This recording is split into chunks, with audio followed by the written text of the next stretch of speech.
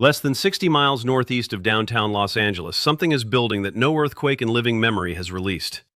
It has been building since 1857.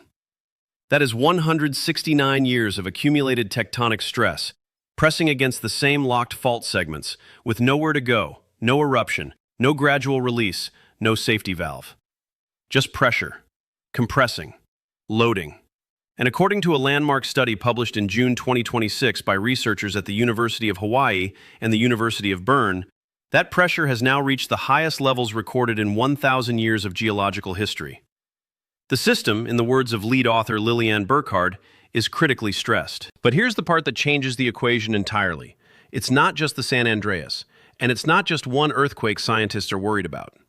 What the study found at a mountain pass northeast of Los Angeles, a place most Southern Californians drive through on the way to Las Vegas without a second thought, is something that seismologists have been theorizing about for decades, but have never been able to quantify until now. They call it the earthquake gate. And as of this year, the gate has never been closer to opening. The San Andreas Fault needs no introduction. It is the most studied, most feared, and most mythologized geological feature in the United States. A 1,300-kilometer fracture in the Earth's crust running the length of California, separating the Pacific Plate from the North American Plate, moving at roughly 2 centimeters per year. Every geology student, every California schoolchild, every Hollywood screenwriter knows the name. What most people don't know is that the San Andreas does not work alone. Running parallel to the southern San Andreas, cutting through the densely populated communities of San Bernardino, Riverside, Hemet, and Temecula, is the San Jacinto Fault, California's most seismically active fault system. The San Jacinto produces more earthquakes per year than the San Andreas. It has ruptured multiple times in the past millennium, and together, the San Andreas and San Jacinto systems accommodate approximately 90% of all tectonic motion between the Pacific and North American plates in Southern California. They are not independent threats. They are two components of a single, interconnected system, and they meet at a point that the new study identifies as the most critical geological junction in the United States. That junction is Cajon Pass. Cajon Pass sits at the northeastern edge of the Los Angeles metropolitan area, where the San Bernardino Mountains give way to the high desert. Interstate 15 runs through it, the corridor that connects Los Angeles to Las Vegas, carrying tens of thousands of vehicles every day. So do the BNSF and Union Pacific freight rail lines, the primary arteries for goods moving between the Port of Los Angeles and the interior of the country. Natural gas pipelines, electrical transmission infrastructure, the physical embodiment of everything that keeps Southern California functioning passes through a gap in the mountains that is approximately 10 kilometers wide, directly above the point where the San Andreas and San Jacinto fault systems come closest to each other. The new study, published in the Journal of Geophysical Research, Solid Earth, built a physics-based four-dimensional model of how stress has accumulated and released along these fault systems over the past 1,000 years. Researchers fed the model geological evidence, tree ring records, radiocarbon dates from displaced sediment samples, historical observations of ground ruptures, and ran the simulation forward to the present day. What the model produced was a stress map of unprecedented precision. The San Jacinto Bernardino segment registered 3.6 megapascals of accumulated stress, the highest reading anywhere in the 1,000-year reconstruction. The Mojave South segment of the San Andreas registered 2.8 megapascals, also above its previous record.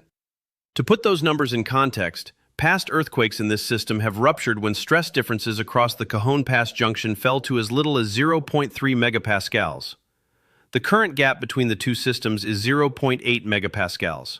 The gap is closing, and the model shows both systems loading at comparable rates, which is precisely the condition that determines whether the earthquake gate opens. Stop for a moment.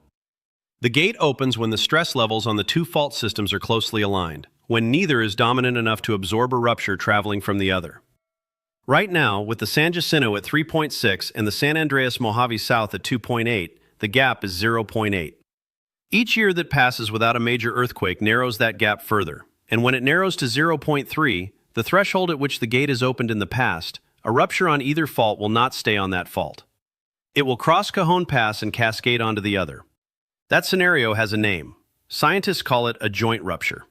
And the study found something about joint ruptures that should change how every Southern Californian thinks about earthquake risk. In 1857, the magnitude 7.9 Fort Tejon earthquake ruptured 330 kilometers of the San Andreas Fault, from Parkfield to Cajon Pass. It was one of the largest earthquakes in California's recorded history. The rupture stopped at Cajon Pass, the gate held closed. In 1812, the Wrightwood earthquake crossed Cajon Pass. Both fault systems ruptured simultaneously in a single event. The 1812 earthquake killed 40 people in a California with almost no population. The study's lead author estimated that a modern joint rupture crossing Cajon Pass would produce an earthquake of approximately magnitude 7.4 to 7.8. For comparison, the 1994 Northridge earthquake, which caused $44 billion in damage and is still considered a benchmark disaster, was a magnitude 6.7. A magnitude 7.8 releases roughly 40 times more energy than Northridge. And unlike Northridge, which occurred on a single unmapped fault in one location, a joint rupture would propagate across both systems simultaneously, meaning the shaking would not be confined to one neighborhood or one county. The researchers identified something they called a tripartite rupture scenario, a rupture involving both branches of the San Andreas Fault and the San Jacinto Fault in a single cascading event. In that scenario, the affected zone would stretch from north of Los Angeles through San Bernardino and Riverside counties and into the Coachella Valley, an area containing more than 20 million people, some of the most critical freight infrastructure in the nation, and a water delivery system serving the entire southern half of California. Here's what that looks like on the ground. Cajon Pass contains I-15, the BNSF and Union Pacific rail lines, natural gas and electrical transmission corridors, all passing through a 10-kilometer gap in the mountains. A joint rupture would sever all of these simultaneously. Los Angeles would lose its primary highway connection east.